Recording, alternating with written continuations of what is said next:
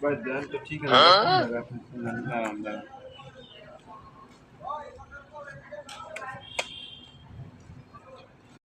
কি করে? মন্দি তুমি আমারই করবা, তোর চেয়ে বড় বার্তার আমি করতে না। এই মন্দি তার কাছে যা যা আছে দেখ। আর কি আছে?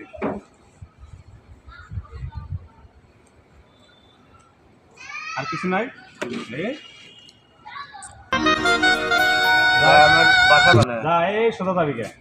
চিন্তা ছিল না। সোজা যা, সোজা যা, এই সোজা যাবে, হ্যাঁ সোজা।